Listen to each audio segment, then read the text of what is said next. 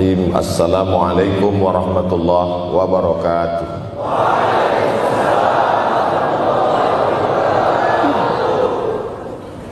Alhamdulillahi wa kafa, wassalatu wassalamu ala al-habibil mustafa wa ala alihi wa ashabihi ahli tuqa wal wafa. Subhanaka la ilma lana illa ma 'allamtana innaka antal alimul hakim.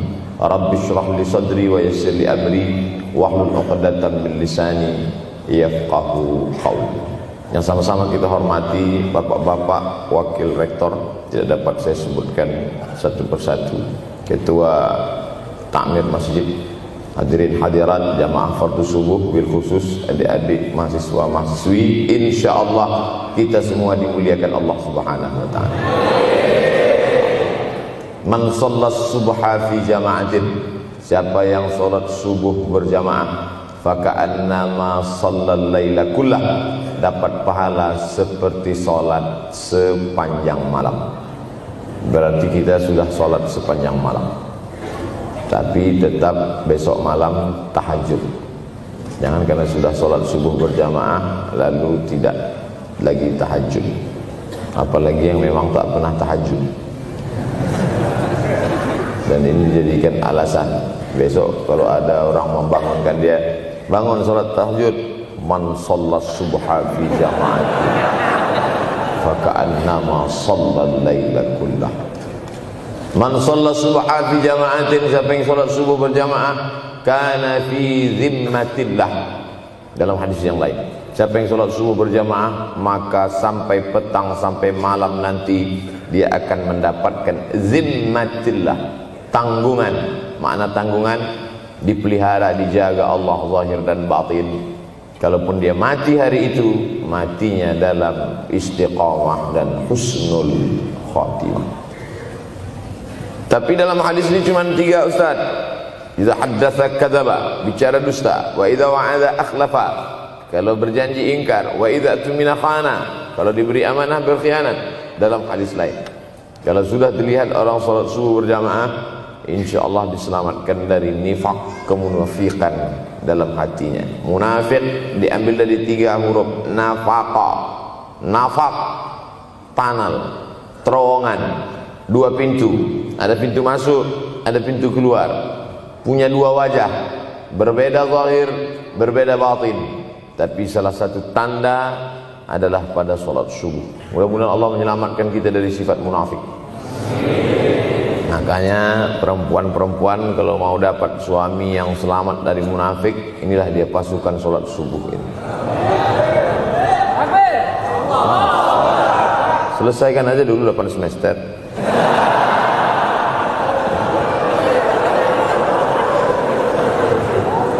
Imam Abu Ja'far Al-Barzanji menulis dalam syairnya, walamma tamma min hamlihi, ketika sempurna hamil Aminah, syahrani 2 bulan, ala ashhuril aqwalil marwiyah, menurut riwayat yang masyhur, tufiya bil madinatil munawwarati abuhu Abdullah, meninggallah abuhu, bapaknya, bapak Nabi Muhammad SAW, Abdullah bin Abdul Muttalib bin Hashim bin Abdi Manaf bin Qusay, di kota Al-Madinah Al-Munawwarah. Ketika itu usia Nabi 2 bulan dalam kandungan. Setelah itu Nabi SAW pun lahir, dibesarkan dalam peluk cium kasih sayang Aminah. Lalu kemudian pada usia lebih kurang 4 tahun dibawa lagi ziarah ke makam ayahnya. Dan dalam perjalanan pulang dari ziarah itu meninggal pula Aminah.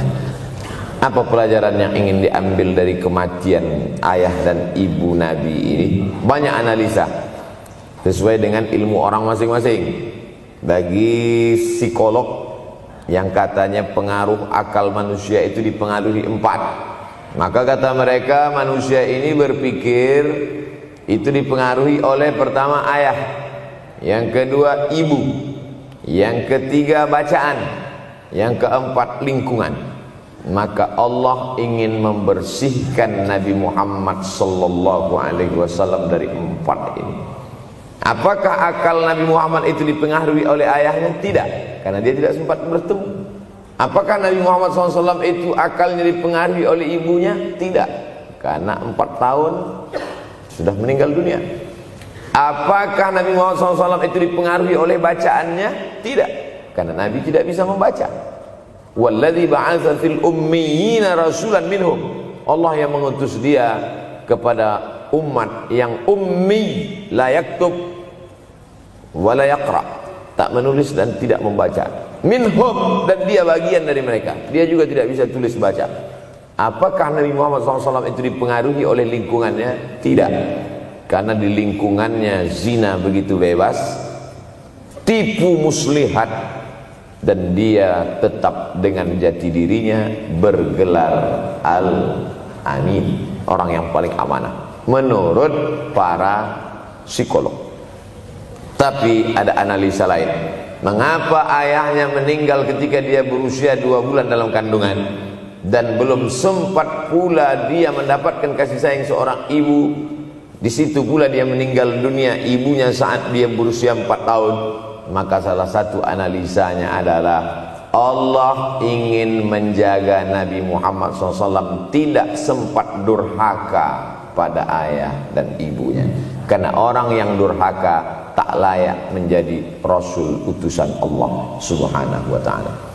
Makanya sehebat-hebatnya bapak Nabi Ibrahim bernama Azar. Apa kata Azar? Wa idh qala Ibrahimu li abihi Azara. Ingatlah ketika Ibrahim berkata kepada bapaknya Azar, atattakhidhu asnaman alihah.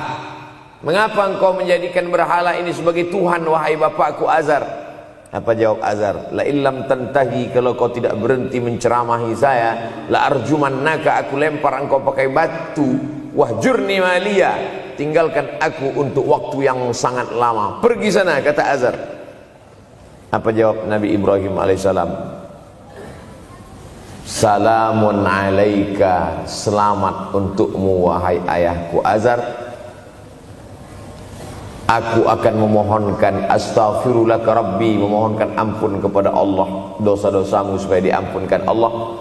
Innahu kana bi hafiyya, sesungguhnya Allah amat sangat sayang dan mengabulkan doa-doa. Nabi Ibrahim sempat bertemu dan tidak melawan. Tapi Nabi Muhammad SAW beda dengan Nabi Ibrahim. Allah buat Ibrahim tidak melawan, tapi ayahnya menjadi durhaka kepada anak. Sedangkan Nabi Muhammad SAW dua-dua dan dijaga Allah Subhanahu wa ta'ala. Nabi Muhammad dijaga sehingga tidak sempat durhaka kepada Abdullah dan Aminah, dan Allah pula menjaga Abdullah, menjaga Aminah, sehingga tidak sempat menyakiti manusia yang paling mulia, Nabi besar Muhammad sallallahu alaihi wasallam. Saya tidak memilah-milih nabi-nabi, karena kita memang tidak boleh la nufarriqu baina ahadim mir rusulih. Kita tidak boleh membeda-bedakan antara satu nabi dengan nabi yang lain. Lalu yang membedakan itu siapa? Allah Subhanahu wa ta'ala. Dari cara panggilnya saja berbeda. Kalau Nabi Adam dipanggil Allah, ya Adam uskun anta wa zawjukal jannah. Nabi Yahya dipanggil Allah, ya Yahya khudhil kitaba biquwwah. Nabi Isa dipanggil Allah, ya Isa inni istafaituka 'alan nas. Tapi Nabi Muhammad sallallahu alaihi wasallam, Allah tidak pernah manggil dia ya Muhammad. Allah panggil dia dengan 2 sebutan. Pertama, ya ayyuhar rasulu balligh, wahai rasul. Dalam panggilannya yang lain, ya ayyuhan nabiyyu jahidil kuffar. Bukan kita yang membedakan, Allah yang membedakan cara panggilan untuk Muhammad sallallahu alaihi wasallam. Begitu juga dengan berdoa. Kalau Nabi Musa alaihissalam, dia yang berdoa, Rabbis shrahli sadri, lapangkan dadaku, wa yassirli amri, mudahkan urusanku. Tapi Nabi Muhammad tidak berdoa, Allah langsung memberi. Apa kata Allah? Alam nashrah laka sadrak. Apakah belum kulapangkan dadamu? Wa rafa'na laka dzikrak, kami angkat beban. Allazi anqadha dhahrak, yang membebani pundakmu. Belum dia berdoa, sudah dikabulkan Allah, karena janji Allah kepada dia, wala saufa yu'tika rabbuka fatarda. Apapun yang kau mau, akan kuberi. Salah satu penyebab Allah memberi apa yang dimau sebelum meminta adalah kalau tidak pernah durhaka kepada orang tua. Oleh sebab itu judul yang diberikan kepada saya, Ustaz Abdul Somad, nanti tabligh akbar di kampus Universitas Ahmad Dahlan. Apa temanya? Biasanya saya diberikan tema untuk anak-anak muda meraih masa depan bebas narkoba dan pacaran. Apa temanya untuk anak-anak muda? Bagaimana pokoknya. Tapi di Universitas Ahmad Dahlan saya diberi tema. Apa temanya? Birrul walidain. Masya Allah. Saya bilang alhamdulillah. Untung saya nggak dikasih tema birruz zaujatain. Artinya apa? Sehebat apapun prestasi akademikmu, kalau sampai tidak memuliakan orang tua, hampa di hadapan Allah Subhanahu wa ta'ala. Ada seorang laki-laki, kata Nabi, kalau nanti dia datang kemari minta doa sama dia karena doanya makbul.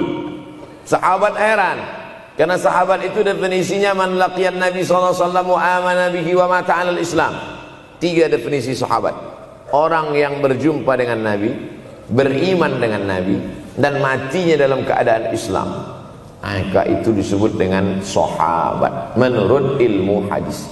Makanya ketika saya menjelaskan itu ke mahasiswa, Aisyah yang merupakan sahabat Nabi, komplain mahasiswa, mohon maaf Ustaz keliru, Aisyah itu bukan sahabat tapi istrinya. Kita bicara ilmu hadis. Makna sahabat, man laqiyan Nabi, berjumpa dengan Nabi, wa amana bihi, beriman dengan Nabi, wa mata 'alal Islam, mati dalam keadaan Islam. Abu Lahab ketemu dengan Nabi tapi tidak beriman dengan Nabi dan mati dalam keadaan kafir, maka tidak masuk golongan sahabat. Tapi ini ada seorang laki-laki hidup sezaman dengan Nabi dan Nabi mengenal dia, dan Nabi berpesan nanti kalau dia datang ke kota Madinah minta doa dari mulutnya karena doanya dikabulkan Allah Subhanahu wa ta'ala. Sahabat heran, kami yang hidup bersama engkau, kami yang berperang bersama engkau, kami yang sholat di Masjid Nabawi bersama engkau, kenapa doa dia lebih makbul daripada kami? Malah kami meminta doa dari mulut dia. Tapi tidak boleh membantah dan melawan Nabi. Pokoknya nanti kalau dia datang kemari minta doa kepada dia. Setelah Nabi Muhammad SAW meninggal dunia, laki-laki itu pun sampai ke kota Madinah, berjumpa dengan sahabat. Sesuai dengan yang dijanjikan Nabi, mereka pun meminta doa kepada dia. Namanya Uwais Al-Qarni. Makanya Uwais Al-Qarni tidak ada masuk dalam buku biografi sahabat. Kalau mau mencari biografi sahabat Nabi, buka kitab namanya Al-Isabah fi Tamyizis Sahabah, atau baca juga Usudul Ghabah fi Ma'rifatis Sahabah, atau baca juga Al-Isti'ab fi Ma'rifatil Ashab. Itu memang buku biografi isinya sahabat Nabi semua. Sahabat Nabi klasifikasi. Yang pertama, Al-Ashra Al-Mubasysyaruna bil Jannah, 10 sahabat yang dijamin masuk surga. Level kedua, sahabat Nabi yang ikut perang Badar. Berikutnya, sahabat Nabi yang masuk Islam sebelum hijrah. Berikutnya, barulah ujung sahabat Nabi masuk Islamnya setelah hijrah. Setelah Islam kuat, barulah dia masuk Islam. Tapi nama Uwais Al-Qarni tidak ada di dalam, karena dia tidak cukup syarat untuk menjadi sahabat, karena dia tidak pernah berjumpa langsung dengan Nabi Muhammad sallallahu alaihi wasallam. Tapi kenapa doanya makbul? Ternyata dia tidak berjumpa dengan Nabi bukan karena dengki, bukan karena musuh, bukan karena tidak beriman. Dia tidak jumpa dengan Nabi, salah satu sebabnya adalah karena dia menjaga ibunya di Yaman. Makkah di tengah, Yaman di bawah, Syam di atas, negeri Syam. Tak ada hubungan dengan negeri paman Syam. Syam di atas, Yaman di bawah, Makkah di tengah. Liila fi Quraisy, perjalanan orang Quraisy. Ila fihim rihlatash shita'i was-shaib, perjalanan syita musim dingin, shaif musim panas. Musim dingin mereka ke Yaman, musim panas mereka pergi ke negeri Syam. Kenapa dingin ke Yaman? Karena Yaman ini kalau musim dingin tidak terlampau dingin, salju tidak turun. Kalau pergi ke negeri Syam, salju turun. Palestina, Yordania, Suriah, Lebanon. Suriah, Lebanon ada salju. Maka musim panas Nabi pergi ke negeri Syam, karena kalau musim panas di Yaman panas sekali. Sedangkan ke negeri Syam panasnya tidak seberapa. Perjalanan orang Arab Quraisy ini diceritakan Allah, di negeri Yaman itulah tempat kampung Uwais Al-Qarni. Tidak sempat dia berjumpa dengan Nabi, tapi doanya lebih makbul daripada orang-orang yang berada bersama Nabi, karena keutamaan berbakti kepada ibu. Kalau sama ayah boleh ngelawan Pak Ustaz? Enggak juga. Jangan ini nanti dijadikan dalil. Kamu kenapa lawan bapakmu? Ada seorang laki-laki. Ini kadang jamaah pandai motong-motong ceramah saya, hanya untuk mencari pembenaran. Sedangkan kita ngaji ini mau mencari kebenaran.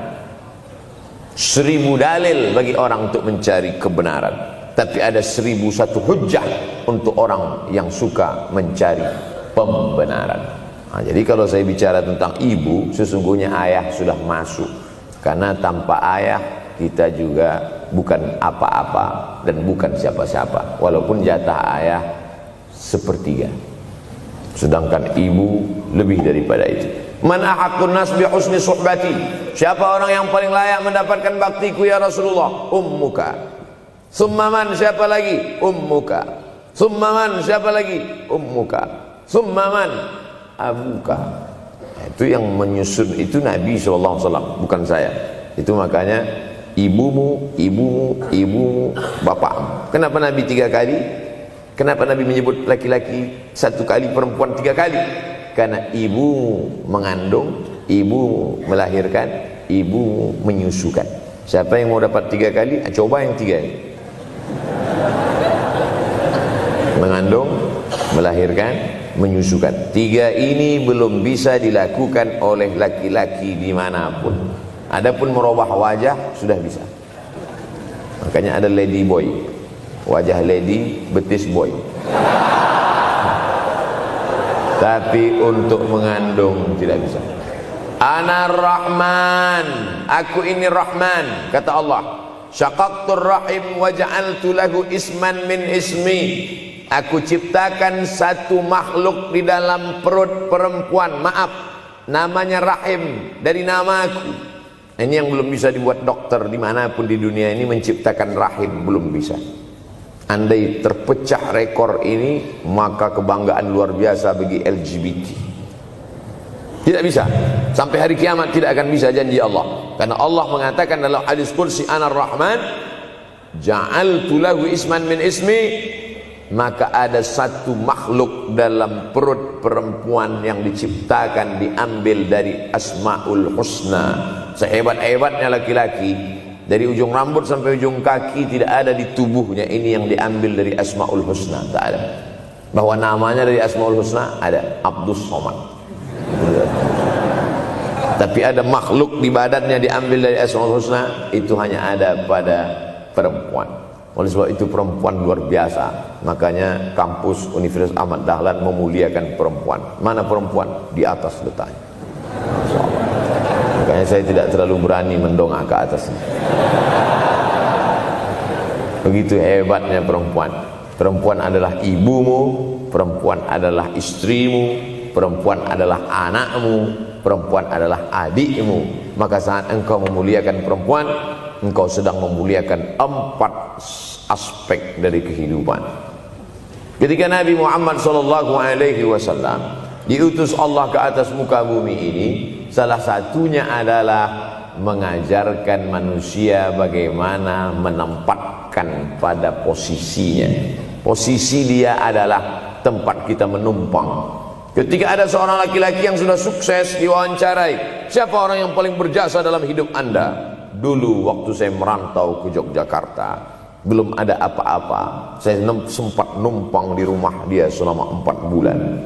Kata seorang artis dalam sebuah wawancara, Begitu bangganya dia berkata, itulah orang paling berjasa kepada saya karena saya sempat numpang di rumahnya 4 bulan. Tapi ada yang dia lupa, bukan rumahnya yang kau tumpang, bukan ruang tamunya yang kau diami, sempat numpang di perutnya 9 bulan 10 hari. Tak pernah kau sebut. Angkat tangan yang tidak menumpang di rahim, langsung dari planet Mars langsung kemari. Enggak ada. Mr. Bean yang kita semua sehebat apapun pernah menumpang di perutnya. Oleh sebab itu makanya dosa yang paling mengerikan adalah kalau ada orang jual sabu-sabu, peminum khamar, di dunianya bahagia, happy, senang. Itu Ustaz, pengedar narkoba, hidupnya aman, adem, ayam, tentram. Di akhirat azabnya baru diberikan Allah Subhanahu wa taala. Ada orang yang pelakor senior tapi hidupnya di dunia senang-senang saja, di akhirat nanti azabnya ditunda. Namanya istidraj. Istidraj diambil dari kata daraja, tertunda. Azab yang tertunda. Sudah jadi judul sinetron. Azab yang tertunda. Tapi ada satu perbuatan dosa yang pasti di dunia dirasakan. Apa itu? Durhaka pada orang tua. Orang yang durhaka pada orang tua, di dunia dia tetap dapat, di akhirat dapat sekali lagi. Itu janji Rasulullah SAW. Lama hidup banyak dirasa, jauh berjalan banyak dilihat, lama jadi ustadz banyak yang curhat. Maka tidak 1 2 itu saya lihat dalam kehidupan. Hebat, rezeki banyak melimpah ruah, tapi jauh dari kebahagiaan. Apa sebab? Janji Rasulullah SAW. Orang yang durhaka pada orang tua di dunia sudah dapat, di akhirat dapat lagi. Dapat. Di mana letak keadilan Allah? Kenapa di dunia sudah dapat, di akhirat dapat lagi? Yang di dunia itu baru DP-nya, di akhirat baru kau rasakan cash. Oleh sebab itu jangan pernah melawan pada orang tua. Jangan pernah melawan. Apapun kata dia, jurus menghadapi orang tua ini tidak banyak, 3 saja. Kalau dia marah-marah, kalau dia cerewet, kalau dia ngamuk-ngamuk, pertama diam. Pulang kampung marah dia. Saya bolak-balik kirim uang belanja, kenapa kamu IP-nya 2,0? Diam. Yang kedua, diam. Yang ketiga, diam. Kalau belum bisa membahagiakan, jangan susahkan dia. Kalau belum bisa menunjukkan prestasi, jangan susahkan hatinya. Jangan sampai belum ketemu dengan wajah kita pun dia sudah susah hati. Baru nama kita muncul di HP-nya, kumat darah tingginya. Bunyi handphone dia lihat nama kita di situ, langsung berubah detak jantung. Karena ternyata bukan nama kita di situ dia buat. Siapa? Troublemaker. Oleh sebab itu jangan susahkan orang tua. Saya tidak ujuk-ujuk langsung jadi ustadz. Saya sempat jadi mahasiswa terlama di dunia. Saya kuliah di Mesir tahun 1998 sampai 2002. 4 September 1998 menginjakkan kaki di Kairo. November pulang tahun 2002. Tidak pernah sekalipun saya menyusahkan orang tua saya. Tak pernah saya minta uang pada mereka. Sampai almarhumah emak saya bertanya, "Kau makan apa di sana?" "Makan nasi," saya bilang. "Dari mana dapat uang?" "Beasiswa saya cukup, Mak. 162 pon. 50 untuk makan, 50 untuk rumah, tinggal 62. 20 dibagi lagi untuk ongkos, 20 untuk buku, 20 disimpan, mana tahu demam sakit gak ada uang." Sampai pulang. Sampai akhirnya dia kasih tanya, "Gimana caranya ngirim uang supaya nanti di akhirat kalau Allah bertanya, pernah gak ngirim uang?" "Pernah." Ya, saya tak mau menyusahkan. Saya menganggap kalau nanti saya minta hatinya susah, Kalau nanti saya banyak minta, saya tak bisa balas, maka saya bukan berarti mengajak adik-adik tidak minta uang. Saya paham tak semuanya dapat beasiswa, artinya minta. Cuman kalau minta ya pulang nanti sampaikan ke orang tua, saya sudah dengar ceramah Ustaz Somad, maka saya tidak minta lagi, tidak.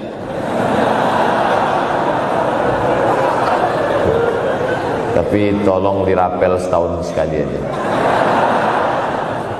Kalau mau merasakan bagaimana sayang mereka, coba hilangkan sayangnya itu agak 1 bulan, 2 bulan, 3 bulan, itu baru terasa. Karena sifat manusia ini kalau sudah tidak ada baru terasa. Judul lagu Roma. Kalau dia masih ada di depan mata kita, masih dekat dengan kita, kita merasa dia biasa-biasa saja. Tapi kalau dia sudah tidak lagi ada, itu barulah. Oleh sebab itu coba kalau mau merasakan, kasih tahu dia, papa, mama, untuk biaya kuliah saya 1 semester ini tolong jangan kasih dulu. Saya mau jual koran dulu. Saya mau kerja di Dorsmir dulu. Saya mau kerja loper dulu. Saya mau susah-susah dulu. Seketika saat kita tahu susahnya itu, tetes peluh keringat, air mata, di situ loh baru kita tahu, oh ternyata perjuangan mereka ini luar biasa.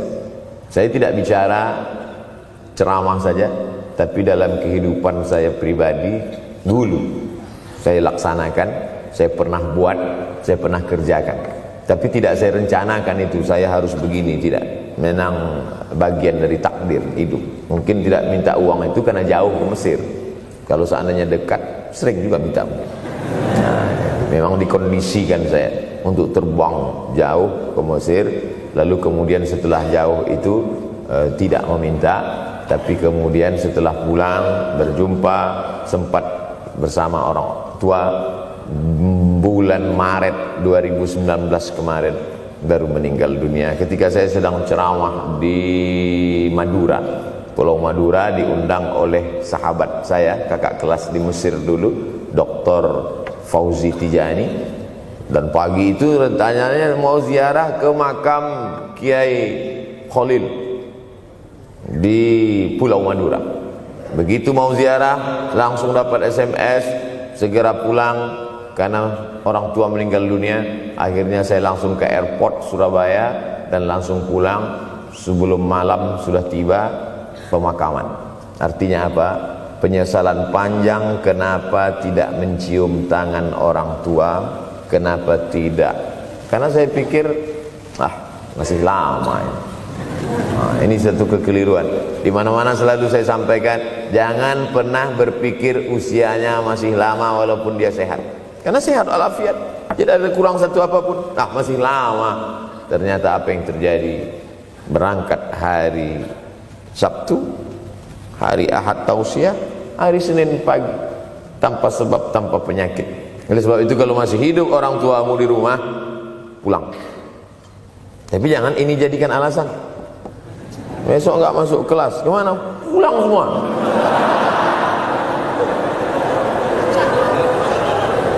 Pulang sesuai dengan kondisi, situasi dan keadaan. Pulang. Kalau masih bisa membahagiakan dia apa makanan kesukaannya, belikan. Suka makan apa dia? Belikan. Itu yang dia inginkan. Andai kita gendong dia dari Yogyakarta berangkat ke kota Makkah, sampai di Makkah tawaf 7 putaran, dari Safa ke Marwah, pulang lagi ke Jogja, belum tentu dapat membayar sekali teriakan dia saat mengeluarkan kita ke alam dunia. Jadi banyak orang terlalu membanggakan. Saya sudah banggakan dia Pak Ustaz, saya sudah bayarkan ONH-nya. Berapa? Baru DP-nya. Sudah merasa berbakti kepada orang tua? Belum. Makanya digunakan kata birrul walidain. Kenapa Allah tidak menggunakan kata husnul walidain? Hasan baik, jayyid baik, thayyib baik, khair baik. Tapi yang dipakai birrul walidain. Hanya satu-satunya kata untuk orang tua dipakai birrul walidain. Karena kata birru adalah sifat Allah Subhanahu wa taala. Makanya di antara Asmaul Husna ada Al-Barrut Tawwab. Allah yang punya sifat itu. Maka kita diharapkan berakhlak seperti akhlak Allah Subhanahu wa taala. Addabani Rabbi fa ahsana ta'dibi. Allah mendidik aku menjadi beradab sehingga adabku penuh. Allah Subhanahu wa taala tidak ada puji Nabi Muhammad SAW. Hai Muhammad yang salat tahajudnya sampai kakinya bengkak. Hai Muhammad yang hajinya tidak ada. Apa kata pujian Allah untuk Nabi Muhammad SAW? Wa innaka la'ala khuluqin azim. Akhlak agung dan mulia. Oleh sebab itu tak ada gunanya prestasi S1, S2, S3, postdoktoral, profesor kalau tidak berbakti kepada orang tua. Makanya orang tua itu levelnya langsung setelah Allah. Wa qadha rabbuka alla ta'budu illa iyyah. Langsung wa bil walidaini ihsana. Ihsan. Lihat lagi penggunaan kata ihsan dalam hadis Nabi. Jibril alaihissalam datang, rambutnya tidak berdebu, bajunya sangat putih bersih, tapi tidak ada orang yang kenal. Diriwayatkan oleh Sayyidina Umar ibn al-Khattab radhiyallahu anhu, aku melihat ada seorang laki-laki rambutnya sangat hitam dan bajunya sangat putih, tapi kami tidak ada yang kenal. Ini tiga indikasi ini menunjukkan kebingungan. Kalau ada orang rambutnya sangat hitam dan kita kenal, berarti dia memang orang situ, memang tinggalnya di situ. Tapi dia kalau orang perantau, rambutnya pasti berdebu karena tinggal di gurun pasir. Sekarang kan banyak tuh anak-anak muda yang rambutnya berdebu. Itu berarti orang jauh, bukan orang Jogja. Bajunya sangat putih, tapi kami tidak kenal. Kalau bajunya agak-agak kotor, berarti dia musafir. Pantas kalau kita tidak kenal. Tapi bajunya sangat putih, berarti dia memang orang situ. Tapi kami tidak kenal. Kata Umar bin Khattab, rambutnya sangat hitam, bajunya sangat putih, tapi kami tidak kenal. Dan dia duduk berhadapan dengan Nabi, lututnya dekat dengan lutut Nabi, tapi kami tidak kenal. Dia bertanya tentang iman, dia bertanya tentang Islam, dia bertanya tentang ihsan. Setelah selesai baru Nabi bertanya, Umar, ya, kamu tahu siapa tadi yang datang bertanya tentang iman, Islam dan ihsan itu? Tidak, Jibril yu'allimukum dinakum. Tadi yang datang itu adalah Jibril alaihissalam. Orang selevel Umar bin Khattab tidak kenal Jibril. Ada orang Indonesia baru ketemu Jibril.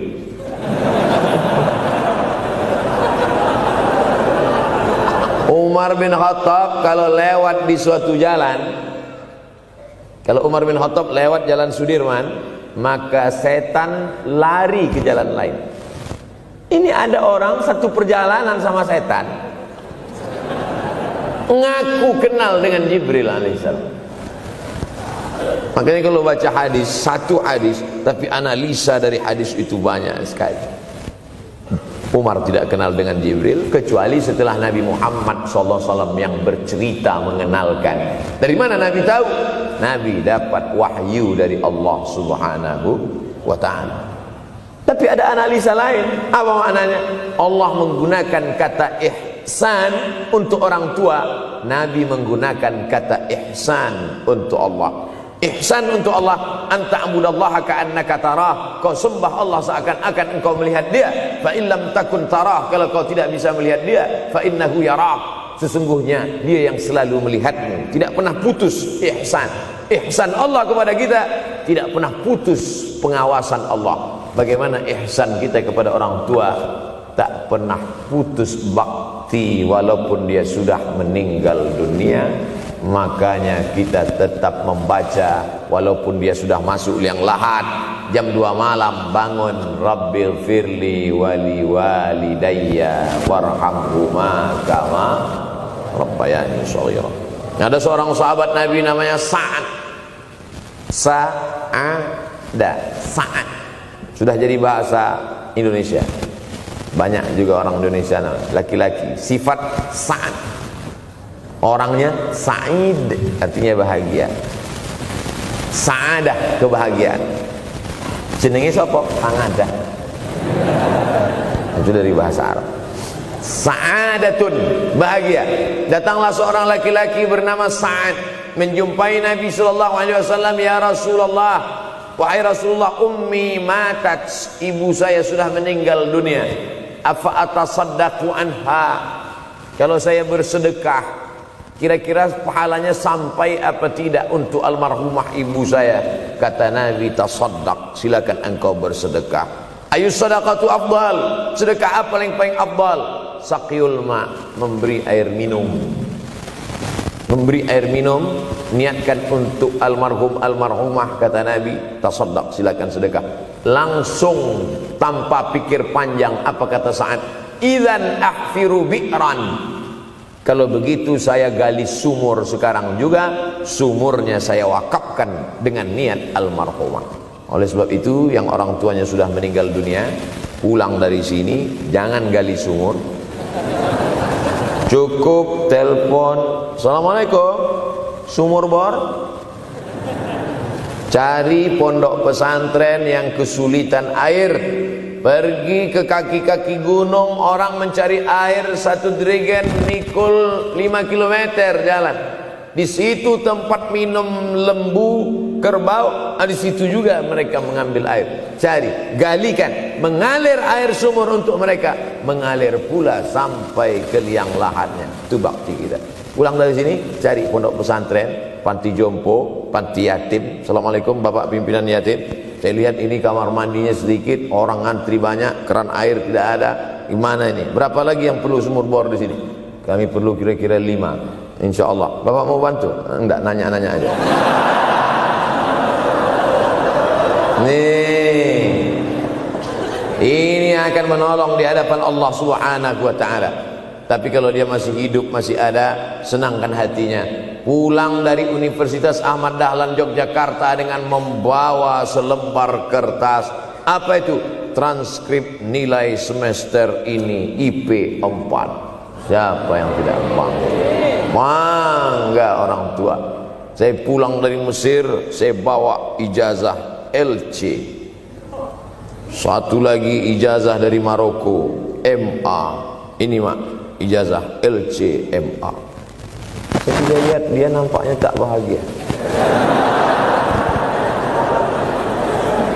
Karena dia dulu waktu saya kecil nyuruh saya, kamu mesti doktorandus. Itulah cita-cita ya dia yang tidak sampai. Saya mesti doktorandus. Di mana mau mencari titel doktorandus sekarang? LCMA. Saya bilang, mak, ini LCMA ini lebih hebat dari doktorandus. Artinya apa? Bahwa menyenangkan hati orang tua itu ketika hati dia terbuka, bahagia, disitulah pintu-pintu rezeki itu terbuka. Turun barokah-barokah itu. Buah kalau matang itu dijolok, jatuh. Dan menjatuhkan rahmat Allah itu, membuka pintu-pintu langit, mengetuk pintu-pintu rahmat dan ridha Allah dengan ridha orang tua. Makanya kata Nabi, ridha Allah fi ridhal walidain. Kalau Allah ridha, maka semua yang kau mau dia berikan. Orang kalau sudah ridha itu artinya senang. Orang kalau sudah senang, semua dia kasih. Apa yang ada di tangannya, itu dia berikan. Tadi malam sampai di hotel, datang seorang jamaah, buka cincinnya. Cincin paling dia sayang, dia kasih ke saya. Laki-laki. Nah nih Ustaz Somad, ambil. Duduk saya tadi, duduk. Datang anak muda, dia lihat saya tak pakai sorban, dikasihnya sorban. Cuman akadnya belum jelas apa ngasih atau pinjam, Allah a'lam. Orang kalau sudah senang hatinya, semua dia kasih.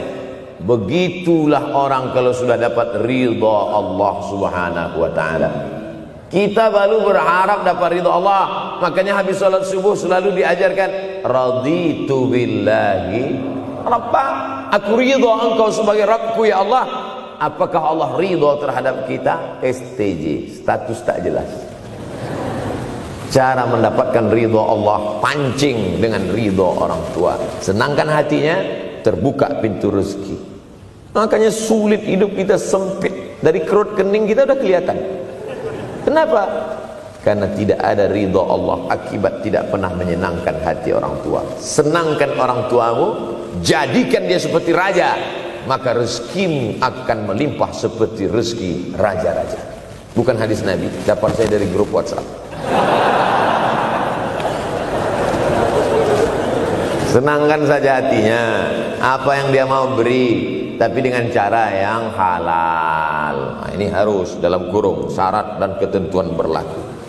Jangan gara-gara ceramah ini nanti pulang kalian ke rumah, papa, mama, ini ada mobil, ini ada rumah, ini berangkat pergi haji. Wow, orang tua senang, 2 bulan masuk KPK. Innallaha tayyibun, Allah maha suci, la yaqbalu illa tayyiban. Allah tidak menerima kecuali yang suci-suci saja. Wa anfiqu, berinfaklah. Wa anfiqu, bersedekahlah. Wa anfiqu, berwakaflah. Wa anfiqu, berzakatlah. Min thayyibat, yang baik-baik. Yang tidak baik tidak diterima Allah Subhanahu wa taala. Kamu lagi ngapain? Nyuci. Lagi ngapain? Nyuci. Pakai air apa? Air kencing. Begitu kata Syekh Abdul Wahab Asy-Sya'rani dalam kitabnya Tanbihul Mughtarrin. Tanbih, peringatan. Mughtarrin, pada orang yang tertipu, menyangka sedang berbuat baik padahal sebenarnya tidak baik. Itu yang disindir Allah dalam Al-Quran. Wa yahsabuna annahum yuhsinuna sun'a.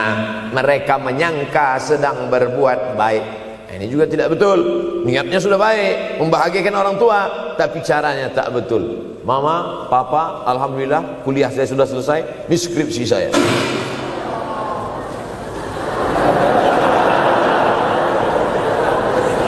Masya Allah.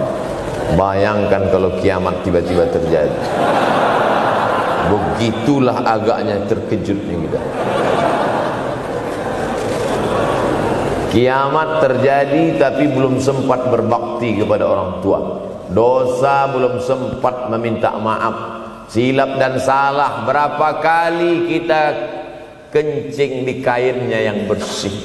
Berapa kali dia tidak jadi tahajud gara-gara kita menangis dari Isya sampai subuh. Pakai pengawet nangisnya. Tapi kita tak pernah sadar itu.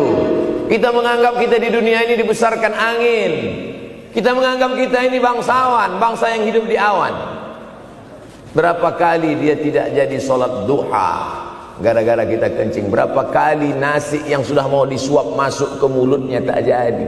Bahkan dia tidak makan sama sekali. Dan berapa kali makanan dia belikan hanya untuk susu, hanya untuk menyenangkan kita. Pernah kita balas. Dan dia tidak pernah minta balas itu. Oleh sebab itu, siapa yang mengingatkan? Abdul Somad diberikan judul berat ini. Judul yang paling berat ceramah tentang orang tua, tentang ibu, tentang ayah. Jarang saya mau menerima judul-judul pengajian. Ini pun dikasih tahu setelah sampai di sini. Maka saya belok-belokkan dikit. Air mata udah mau menetes, belokkan. Nanti kalau saya nangis di sini, siapa yang ceramah kalau saya nangis? Oleh sebab itu maka yang orang tuanya masih ada, beruntung dan bertua, bawakan dia rumah makan. Ada sahabat saya namanya Ustadz Lukman di Pontianak, bukan Kuntilanak. Mereka punya program namanya Bawa Ibu ke Rumah Makan. Keren nama programnya. Bawa orang tua ke rumah makan. Nanti hari libur adik-adik, anak-anakku sekalian libur, bawa ayah, bawa ibu ke rumah makan. Ketika Ustadz Lukman cerita itu ke saya, Ustadz Somad, kita punya program baru nih. Apa nama programnya Ustadz? Bawa ibu ke rumah makan.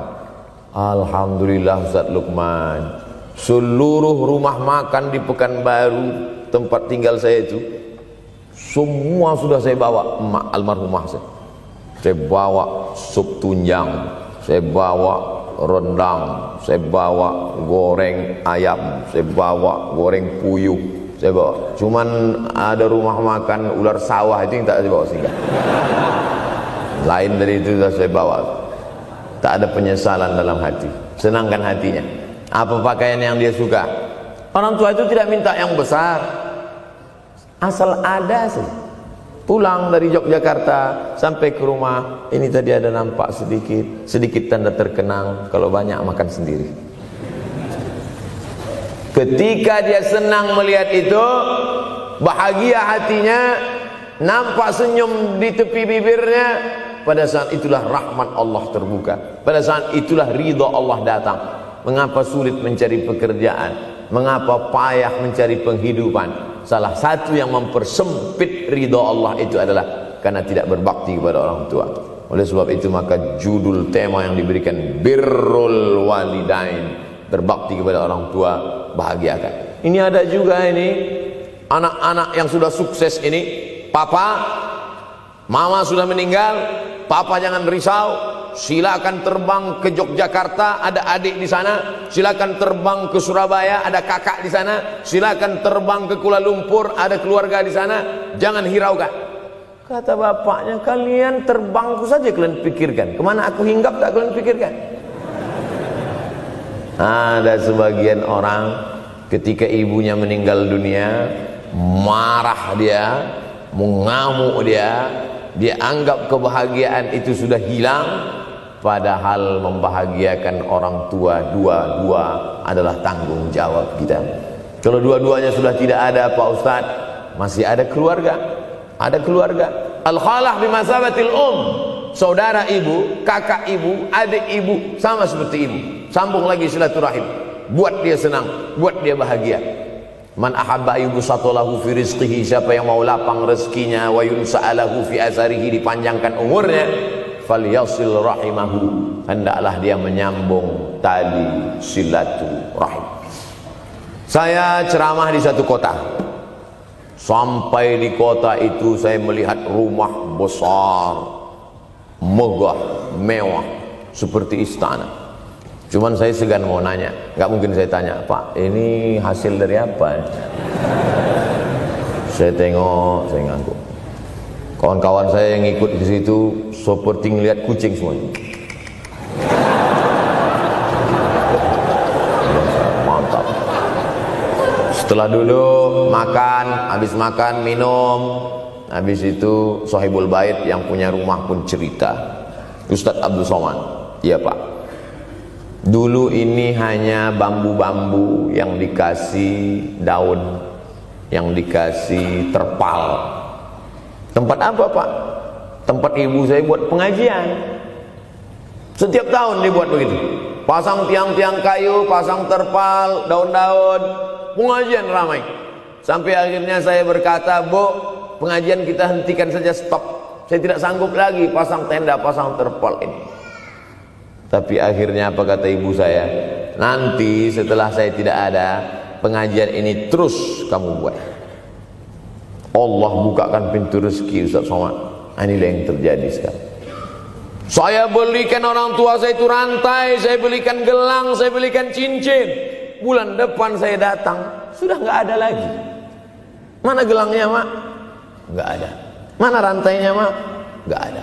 Mana cincinnya? Nggak ada. Kemana? Itu kan emas mahal. Sudah saya jual. Untuk apa? Untuk bersedekah ke fakir miskin. Rupanya gelangnya, rantainya itu habis dia berikan sedekah fakir miskin. Tobatkah si bapak untuk berbakti? Tidak. Bulan depan dia belikan lagi. Sampai akhirnya diberikan Allah balasan melimpah ruah. Ternyata ini rahasia dari keberhasilan hidup, karena menyenangkan hati orang tua. Saya tak sebut nama, saya tak sebut lokasi, tapi yang mau berkunjung nanti saya kasih lokasi tepatnya. Saya kasihkan nanti alamat dari Google, saya kasih. Supaya melihat secara nyata, kalaulah rezeki itu hanya diberikan kepada orang yang bersungguh-sungguh, pergi pagi pulang petang, peras keringat, banting tulang, maka tentu yang kaya itu adalah sapi yang membajak dari pagi sampai sore. Kalaulah kekayaan, keberhasilan itu diberikan yang paling pandai memanjat, maka tentu yang kaya itu monyet. Tapi Allah berikan kepada siapa yang dia ridhai. Dan penyebab ridha Allah itu adalah karena orang tua yang senang hatinya. Yang sempat durhaka, tidak sempat minta maaf, meninggal dunia dia sudah, apa boleh buat? Kau sudah booking seat di neraka.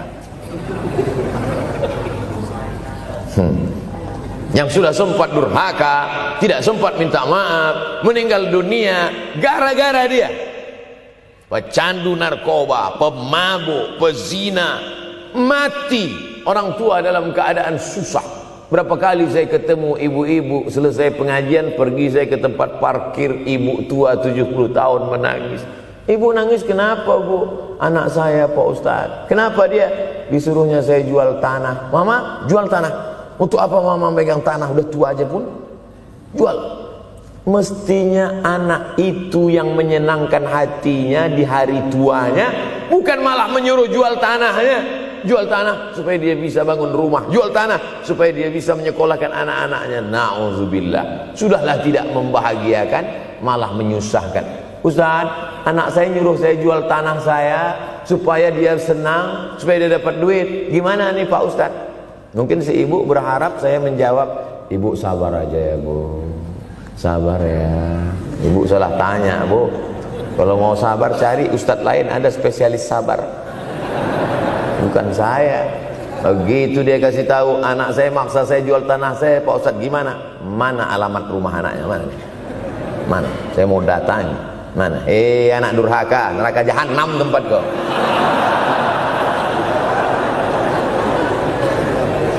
Tak mau dia ngasih alamat.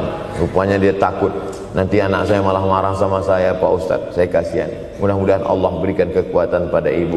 Tapi cerita ini bukan satu dua contoh kasus. Ternyata zaman sanggup memperkarakan pengadilan hanya karena sebatang pohon kayu. Atau cuma saya yang dapat berita aja? Adik-adik ada juga dapat kiriman itu? Sanggup memperkarakan sebatang pohon kayu. Padahal kalau kau jual semua kebunmu itu, belum tentu dapat menebus. Datang seorang laki-laki mengadu kepada Nabi Muhammad SAW. Ya Rasulullah, ini bapak saya ini kurang ajar sekali. Bapaknya kurang ajar? Diambilnya harta saya ya Rasulullah. Gimana ini ya Rasulullah? Apa kata Rasulullah SAW? Anta wa maluka li abik. Anta sampai ke tempat kita jadi ente. Anta wa maluka, ente, harta ente, li abik, punya bapakmu. Jangankan hartamu yang di rumah itu, dirimu pun punya bapakmu. Nabi membela, seolah-olah Nabi berkata, apa yang diambil itu belum ada apa-apanya dibandingkan melepuh kulitnya untuk memberikan engkau sesuap makanan yang halalan thayyibah. Orang yang durhaka pada orang tuanya, insya Allah anaknya juga akan durhaka kepada dia.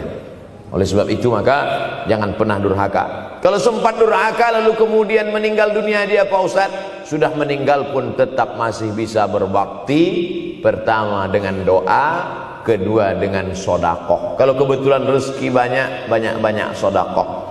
Kalau tidak ada rezeki melimpah, doa. Bangun malam, Rabbi firli wali walidayya warhamhuma kama Rabbi firli, ya Tuhanku ampunkan aku, wali walidayya, ibu dan ayahku, warhamhuma, sayangi mereka berdua, kama, sebagaimana Rabbayani saghira, sebagaimana mereka mendidik aku. Coba kita lihat susunan kalimatnya, seperti ada kekeliruan kalimat. Na'udzubillah, mana mungkin kalimat Allah keliru. Allah ingin menegur kita, sayangi mereka sebagaimana mereka mendidik aku. Mestinya kalimatnya kan tidak begitu, sayangi mereka sebagaimana mereka menyayangi aku. Tapi ternyata sayang belum tentu mendidik, tapi mendidik pasti sayang. Karena bunyi kalimatnya, sebagaimana mereka mendidik aku. Jadi banyak juga anak-anak ini tidak sayang karena salah didik. Disangka sayang itu dengan ngasih motor, disangka sayang itu dengan ngasih gadget. disangka sayang itu dengan ngasih transfer uang yang berlebihan. Belum tentu sayang. Dulu ada insinyur arsitek yang membangun salah satu rumah keluarga saya. Kuliahnya di Jogja. Cerita dia, dulu saya kuliah di Jogja, Ustadz Abdul Somad, insinyur. Terus teman kami sakit di kos-kosan. Kami bingung mau nelpon siapa. Akhirnya datang mobil mewah, parkir polisi, tentara, ramai. Barulah kami tahu rupanya dia anak menteri. Jadi sayang orang tua itu bukan mesti dibelikannya apartemen, dibelikannya mobil, belum tentu. Boleh jadi itu justru menjerumuskan anak. Diberikan apartemen, diberikan mobil mewah. Habis 2 bulan kena virus HIV AIDS. Tapi kalau dibuatnya kita jauh, saya yakin adik-adik kuliah di Universitas Ahmad Dahlan, ada yang dari timur Indonesia, ada yang dari Sumatera, lalu kemudian di tengah kesendirian, belum makan, uang kos belum bayar, transfer macet, datang setan berbisik, hei, sebetulnya kau anak yatim piatu yang dibuang. Bukan, orang tuamu bukan tidak sayang, dia hanya sedang ingin mendidik supaya engkau menjadi anak yang mandiri. Maka nanti kalau sedang duduk termenung gitu, tiba-tiba datang bisikan, pergilah cari jembatan, terjunlah. Maka saat itu katakan dalam hatimu, lawan, hei setan. Orang tuaku sayang kepadaku, dia hanya ingin supaya aku mandiri. Ada orang tua yang salah didik kepada anak-anak, sampai mengikat tali sepatu pun anak tidak pandai. Baru mau mengikat tali sepatu, sudah diikatkan. Baru mau makan, sudah disuapkan. Akhirnya anak tidak punya keberanian untuk hidup. Harta dia punya, uang dia punya, materi dia ada, satu yang dia tidak punya, tidak ada mental.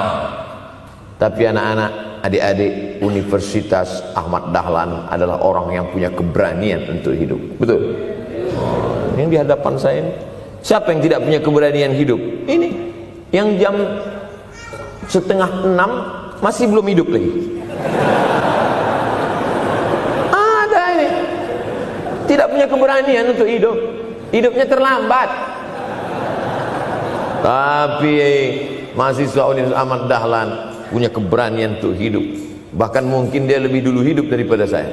Lebih dulu bangun dia tadi. Alhamdulillahillazi ahyana ba'da ma amatana wa ilaihin nusyur. Tengok jam, oh rupanya masih jam 1, tidur lagi. Saudara yang dimuliakan Allah Subhanahu wa taala. Maka my life, my adventure, hidup saya adalah petualangan saya. Ini yang mau kita harapkan, berani menghadapi tantangan. Ada orang yang menganggap hidup ini ya simpel-simpel aja lah Pak Ustadz. Tapi ada orang ingin hidup ini penuh dengan perjuangan. Sama seperti makanan, ada orang simpel aja, nasi, kecap, telur rebus, dah cukup.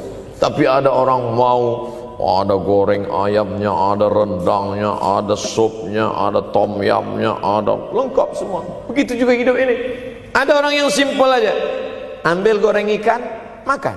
Tapi ada satu lagi enggak, pergi naik mobil sampai ke tepi hutan, naik motor, habis itu nyewa speedboat sampai di tengah laut mancing. Ujung-ujungnya ikan juga. Yang dia nikmati bukan ikannya, tapi yang dia nikmati adalah proses untuk mendapatkan ikannya. Faham? Itu enaknya ngomong sama mahasiswa. Coba kalau yang masyarakat biasa, kita udah capek cerita, selesai ada pertanyaan, Ustadz maksudnya tadi apa ya? Aduh, capek gitu. Saya terus terang kalau ceramah di depan mahasiswa ini bangkit semangat saya lagi. Ini sekarang rasa-rasa umur 24. Tapi begitu nanti sudah mulai agak jauh dari mahasiswa, balik 42 lagi. Nah, makanya saya senang kalau diundang ke kampus-kampus. Saya kalau di Jogja diundang di kampus terus, walaupun nggak semua nerima.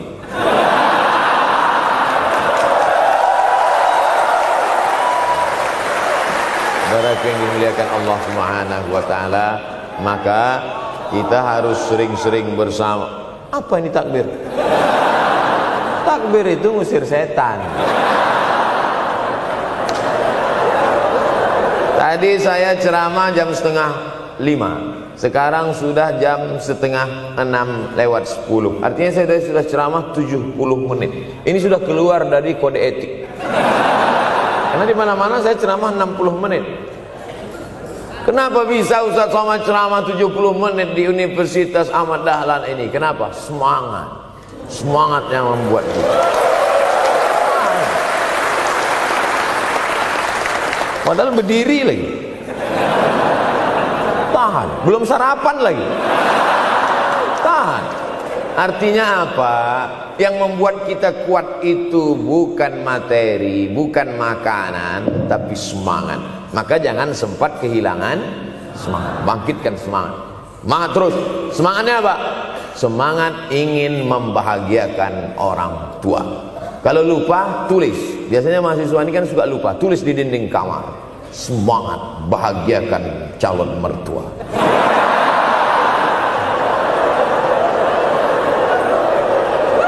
Nanti teman kos-kosan datang ngelihat, loh, kata Ustaz Somad kan orang tua, kenapa ente buat mertua? Sedangkan mertuaku saja kebahagiakan, apalagi orang tua.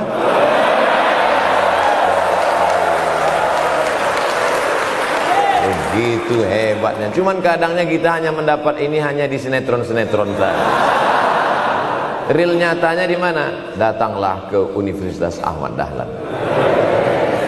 Jadi hidup ini harus ada target yang mau dicapai.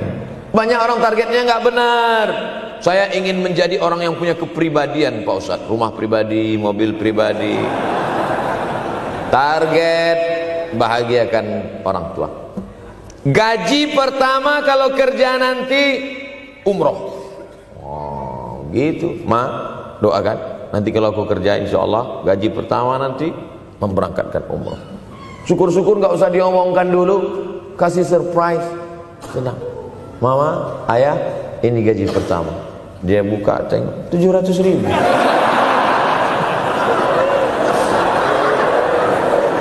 Menangis dia menerima gaji pertama itu.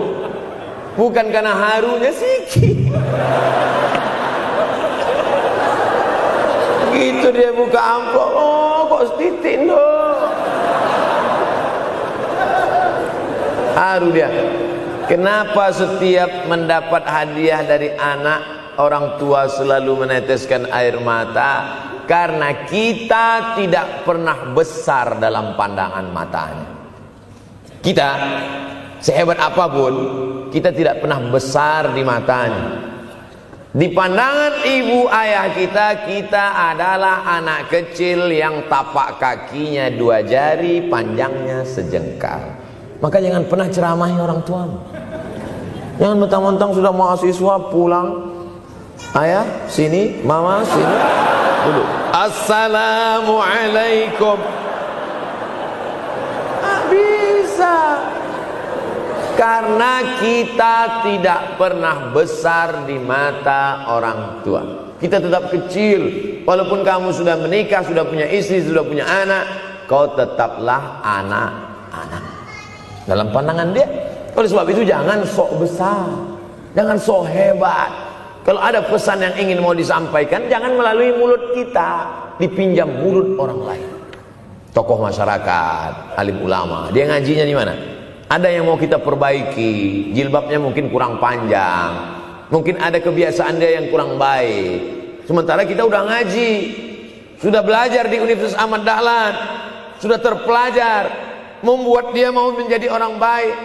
Tidak mesti dari mulut kita, pinjam mulut orang lain. Assalamualaikum Pak Kades, pinjam mulut Pak Kades sebentar.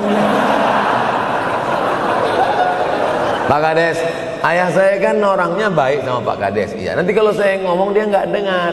Jadi saya mohon tolong Pak Kades. Pak Kades, ayah saya sampai sekarang belum sholat Pak Kades. Jadi tolong Pak Kades nasihati dia. Kata Pak Kades, saya juga nggak sholat. Hancur dunia persilatan. Oleh sebab itu senangkan Ini banyak anak-anak yang udah ngaji, yang sudah aktivis masjid, merasa ingin orang tuanya baik, dia sendiri menceramahi, nggak ketemu, nggak connect dia. Ayah sini, orang yang tidak sholat neraka jahanam tempatnya. Sakit hatinya, meleleh air matanya. Sekali kau buat air matanya menetes, maka kau akan berenang dalam kesengsaraan. Jangan pernah buat dia menangis. Kalau dia nangis haru Pak Ustaz, nggak apa-apa. Cuman kita kan sulit membedakan mana air mata haru, mana air mata sedih. Sama-sama bentuknya air mata. Makanya ada ungkapan, jangan menangis air mata buaya. Kenapa selalu kalau disebut air mata buaya? Karena memang buaya menangis bukan karena sedih, tapi karena kekenyangan. Buaya kalau habis makan orang, keringat, buaya itu tidak ada pori-porinya. Kita kalau berkeringat kan keluar pori-pori, ini keluar air. Buaya nggak ada. Satu-satunya tempat air keluar, itulah. Makanya menangis buaya, keluar air mata buaya. Maka jangan sampai kita nangis karena kekenyangan. Haru dia melihat pemberian kita. Di saat itu menetes air matanya, berdoa, dia memanjatkan doa, mengetuk pintu-pintu langit, terbuka. Masya Allah. Tembus. Pantasan doa mahasiswa Universitas Ahmad Dahlan kabul, rupanya pintu terbuka. Doa kepada Allah Subhanahu wa taala. Kadang-kadang kita merasa doa kita yang dikabulkan Allah, kadang-kadang kita merasa sok hebat. Setelah dia meninggal dunia, barulah kita sadar rupanya selama ini kita hanya menumpang doa. Numpang, bukan doa kita yang dikabulkan Allah ternyata, tapi doa dia. Tapi dia tidak pernah cerita itu. Dia nggak pernah ngomong. Apa pernah dia panggil kita, sini sebentar, aku sudah capek doain itu. Pernah dia bilang itu.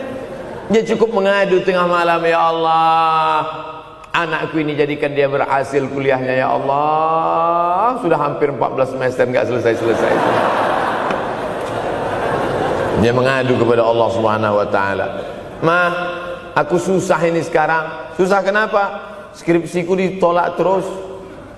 Pembimbing kemarin itu mempersulit terus. Berdoa dia tengah malam, "Ya Allah, lapangkan hati pembimbing itu supaya anakku cepat, ya Allah. Kalau enggak, matikan dia, ya Allah." Kabul, 2 hari setelah itu meninggal. Tapi kita tidak bisa request. Oleh sebab itu maka banyak-banyak dekatkan kepada orang tua, senangkan. Saya ceramah di Malaysia, dibawa jamaah ke mall. Ustaz Samad, esok kita tak ada tazkirah, tak ada tausiah. Kita nak pusing-pusing. Pusing-pusing maksudnya mutar-mutar. Pergilah kami ke mall. Sampai di lantai atas saya lihat anak-anak muda nyuapin orang tua. Ada restoran mahal, mewah. Itu kabarnya kalau mampir di restoran itu, makan, itu banyak yang nangis melihat harganya.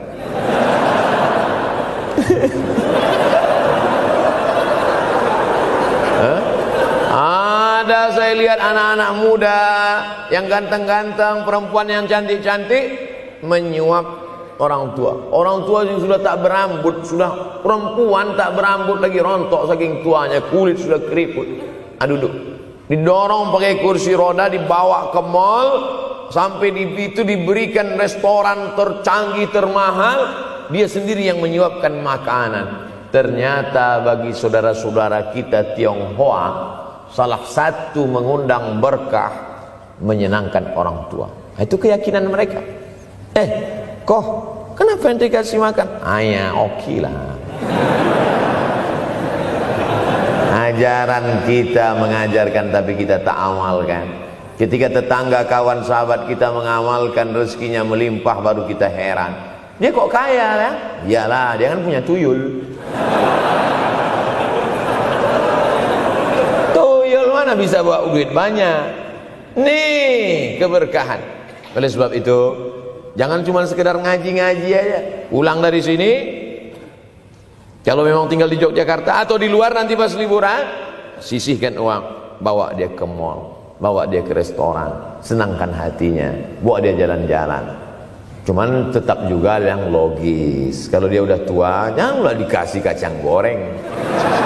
Sesuaikanlah, agar-agar kasih.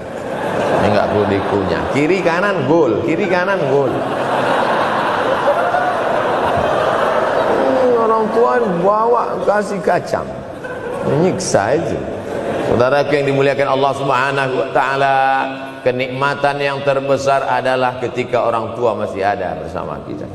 Kalau sudah tak ada, nanti saat Idul Fitri, Allahu Akbar, Allahu Akbar, Allahu Akbar, la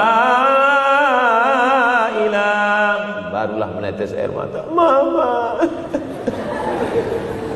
Saya kalau sudah menengok orang menangis terlalu berlebihan mengenang orang tua, ini pasti ada, kalau bahasa kampung kami, something wrong. Pasti ada sesuatu ini. Karena orang kalau sudah habis tumpah, dia tidak akan menetes lagi. Tumpahkan kasih sayangmu itu sampai habis ludes, dia tidak akan menetes lagi. Tak ada penyesalan, karena semua sudah kita berikan.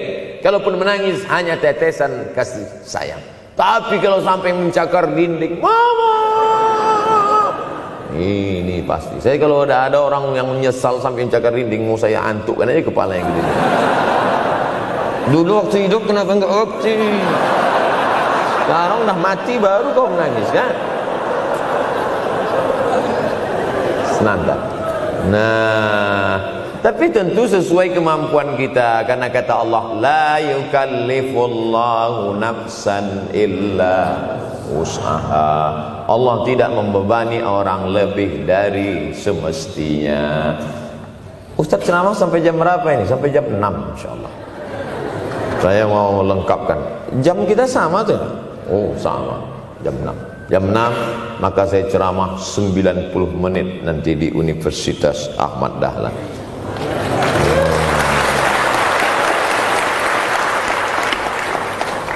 Berceramah di Universitas Ahmad Dahlan merupakan suatu kebanggaan bagi Abdul Somad. Kenapa begitu? Saya pengagum Kiai Haji Ahmad Dahlan, termasuk ulama yang saya kagumi. Lalu kemudian apa kekaguman di antara kekaguman Ustadz terhadap Kiai Haji Ahmad Dahlan? Beliau punya keberanian untuk melawan arus TBC, tahayul, bid'ah, coerafat. Dia berani melawan itu. Dan akhirnya, dan beliau tidak membangun ketokohan. Tidak yang dibangkitkan itu Ahmad Dahlannya, tapi yang dibangkitkan itu metodenya. Yang dibangun itu relnya. Sehingga nanti kalau kereta apinya lapuk, tetap akan ada kereta api baru yang lewat di rel ini. Ini yang dibangun. Dan akhirnya sampai hari ini saya sedang berada di hadapan kereta api yang baru. Ada Thomas.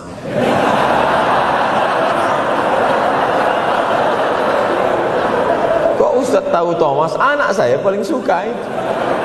Satu koper kereta. Artinya apa?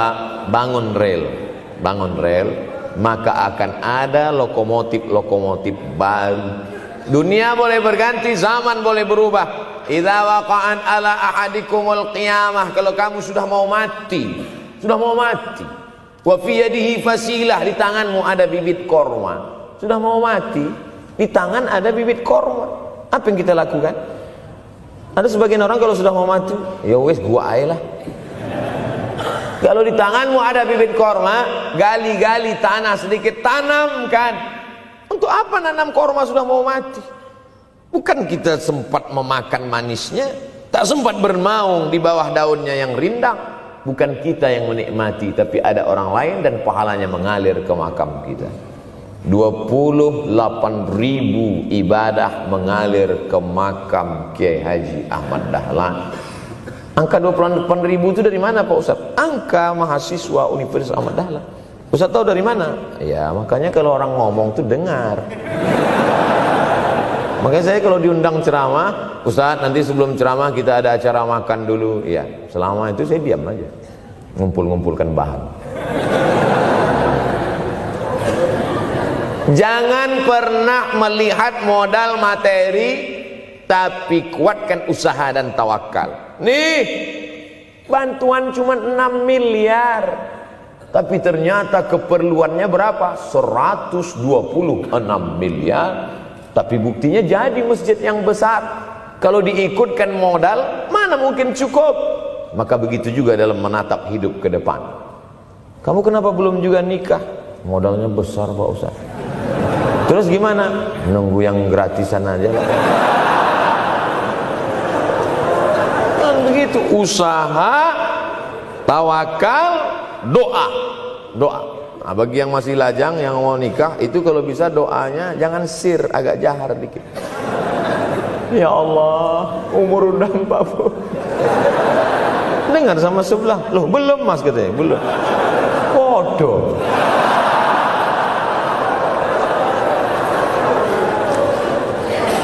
Kira-kira rezeki itu Allah yang ngatur atau kita yang ngatur? Allah. Makanya di antara Asmaul Husna Ar-Razzaq, yang maha memberi rezeki. Kalau Allah yang mengatur, mungkinkah Allah menyia-nyiakan kita? Tidak. Cicak di dinding, semua tahu, karena dari kecil kita memang sudah diajari lagu cicak. Cicak, cicak di dinding. Ada nggak pernah yang dinyanyikan lagu kadal? Ada. Kenapa mesti cicak? Coba tanya ibu kita yang dulu nyanyikan. Mama, kenapa cicak, Ma? Karena kalau buaya terlalu gede, nak. Kenapa cicak? Dia sedang mengajarkan kita bagaimana cicak dengan segenap kelemahannya. Cicak itu binatang yang lemah, hidupnya aja sungsang. Kita selalu berlawanan dengan cicak. Yang kata kita di atas, kata cicak di bawah. Tapi makanan cicak luar biasa. Apa makanan cicak? Helikopter, nyamuk. Cicak tidak bisa menggunakan tangannya, karena kalau dia pakai tangannya jatuh. Kadang pakai 4 aja jatuh. Selalu kan kejadian eksiden cicak jatuh. Cicak tidak pernah gunakan tangannya untuk makan, karena dia harus berpegang kuat. Apa yang dia pakai? Lidahnya. Lidahnya dia pakai. Nyamuk yang dia makan. Helikopter. Habis dimakan oleh cicak. Siapa yang paling hebat? Nyamuk. Makanannya darah. Nyamuk masih keluarga Dracula.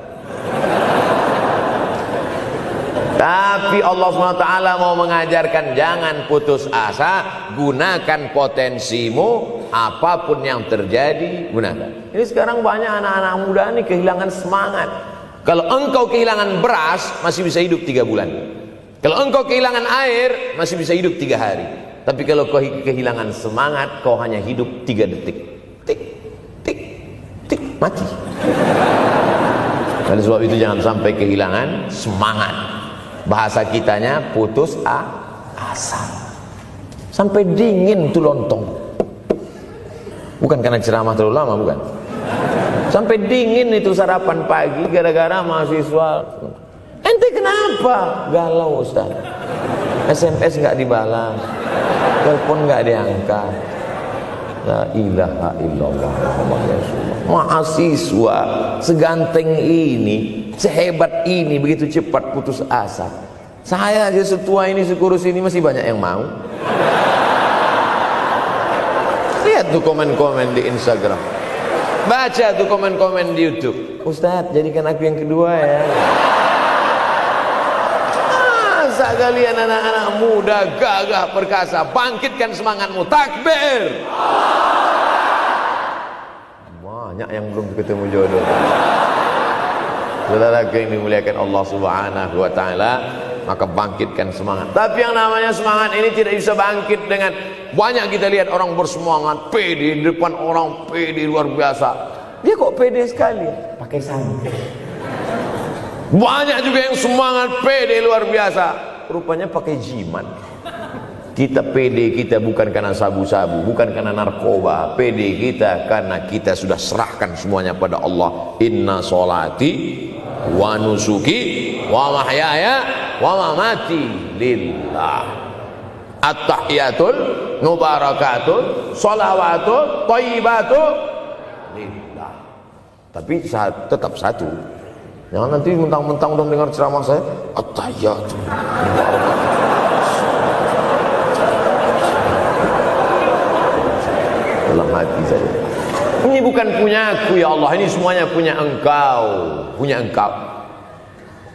Berhasil kalian, sukses kalian, punya apartemen, punya kondominium, punya mobil. Datang teman nanya, hebat ente ya, kaya sekarang ya.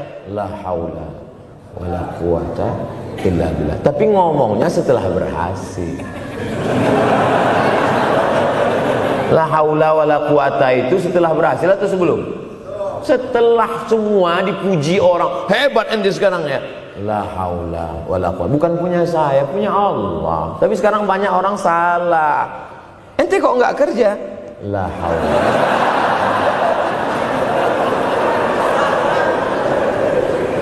La haula wala quwwata illa billah. Subhanallah, masya Allah, tabarakallah.